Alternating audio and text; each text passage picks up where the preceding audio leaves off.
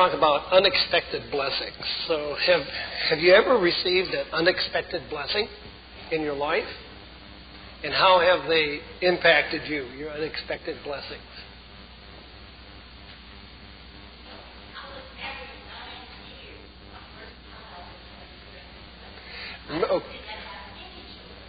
Okay. If you have children, it's going to impact your life for all of your life. You can guarantee that. Well, there's some interesting things about unexpected blessings. And one of the things that is interesting about unexpected blessing is that an unexpected blessing may not be appreciated until years later. And I think we need to recognize that, because in the moment sometimes when we get an unexpected blessing, not all of them are good. And not all of them are well received. And so I want to talk to us today and look at what Jesus has to tell us. And I think it's about unexpected blessings, but it's in the frame of reference about how do we look at our lives, what God is doing in our lives, and how do we see God the Father in His provision for each and every one of us. And I think that there are at times that we have some difficulties with the blessings that God gives to us. On the other hand, as Jeanette is saying, you're not expecting a child, and you've been wanting a child for 9 years, and then suddenly you have it. It's an unexpected blessing. Karen and I became grandparents about 3 weeks ago. It was unexpected 9 months ago and the like, because I thought that they were through having children. Have an 18-year-old, and now we have a 3-week-old grandchild. Unexpected, but it's a blessing that God has given to us. How all of that will work out, I don't know exactly, but we see it as an unexpected blessing in our life. But what I want to focus on is what Jesus, in His Sermon on the Mount, was telling His disciples, who found themselves, and I'm sure Jesus knew that, a people that were very anxious. And they were anxious about, in Jesus' day, about their daily needs. Food, clothing, shelter. Just as we would be in today's world, and it's certainly is aggravated by inclement weather as we've been having, the country has been having, where people are concerned about it. But Jesus is reminding His disciples about where our attention, where our focus should be, and our understanding of how God truly provides for us in so many wonderful ways. And it is His outlook on all of this, which makes it very important for all of us. And this is from Matthew chapter 6, verses 25 through 34. Jesus had just been talking about that you cannot serve manna. You cannot serve two masters. You cannot serve manna on the one hand and God on the other. Otherwise you will love one and you will hate the other.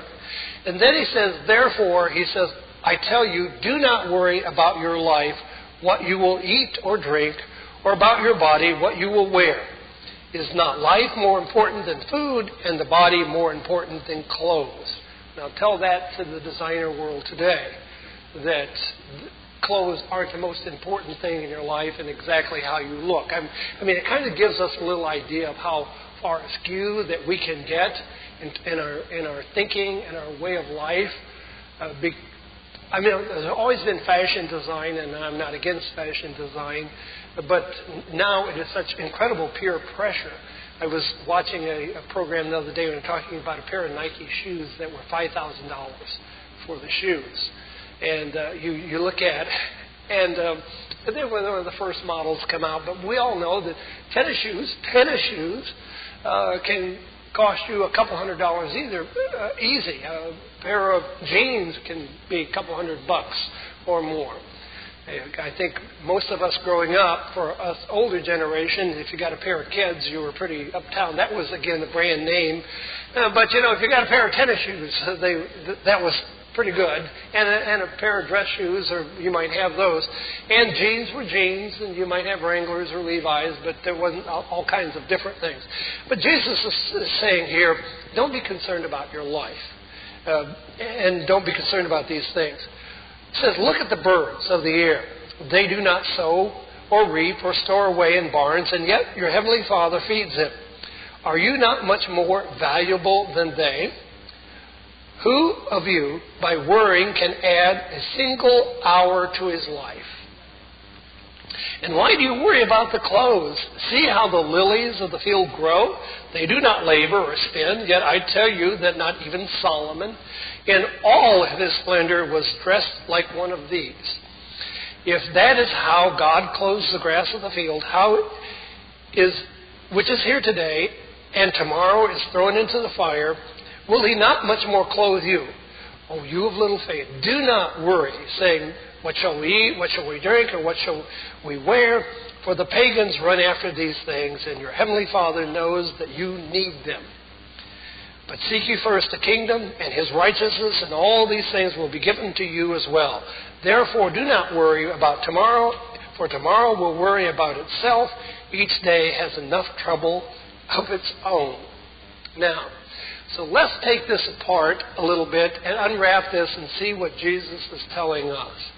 Jesus is telling us, and he's reminding his audience there, that God provides. And the central focus is here that God knows what we have need of. And so when I address unexpected blessings, I think we have to recognize that God knows what we have need of, one. Number two is we have to have an element of faith. We have to trust God. And number three, we need to be pleased with what God has provided for us. There is a tendency to want more, want it quicker, and all of these things. But we walk in God's walk, in the will of God in our lives. Now, that doesn't mean that we don't have ambitions, that we're not planning. I'm not saying any of these things. But the question we have to ask ourselves, are there things that we're very worried about today in terms of tomorrow? Is that keeping us from enjoying our walk with God today? Is that happening? And when we think about unexpected blessings, we're talking about blessings that we have not prayed for. Things that happen in our lives that we have no control. Blessings that have a future in mind. Blessings that are unappreciated in the moment. Blessings that are gifted to us. They are not earned. Blessings, though, with you in mind, in particular, designed, if we talk about designer, we're talking about designer blessings. The great designer, the creator of the whole world, has you in mind in this regard. And blessings that are thoughtful. Now, when we look here what Jesus is saying, and he's reminding them, I can't help but recognize the eye that Jesus has for the creation, because he goes to the birds of the air and the lily of the field. And he makes both of these have a parallel in them. He's saying that the birds of the field, they do not toil. They do not build barns. They do not store things. And the lily of the field, it grows here, but it's gone. But in all of those cases, the thing that's important is we can work so hard. They don't. It is the way in which God has designed them. And I think that God has designed us as well in a certain way in terms of his provision for us. The humanity is, our humanity is that we can never get enough. You know, you see this in great stock exchanges, or where people are leveragers or buyouts. They cannot get enough money. They cannot have enough stock. They cannot own and possess. And that isn't just with the wealthy. I was with my brother-in-law, and he's not able to get about, but he was watching American Pickers. It's about people who go around other people's garbage, trash, things that they've saved. And so, you talk about an incredible collection of junk. Now, yes, some of these things have value, but the point is they were just hoarding these things. I mean, they dug back through things, but they didn't want to sell them because, well, you know, we just collect them. We want to hold on to these things, and it has great value to people. And they paid, hundreds and thousands of dollars for different things that they were picking and gathering and all these things. So we can all be very, very cluttered. Feeling the blues today, or tired of life already? Do you have questions about life or need spiritual advice?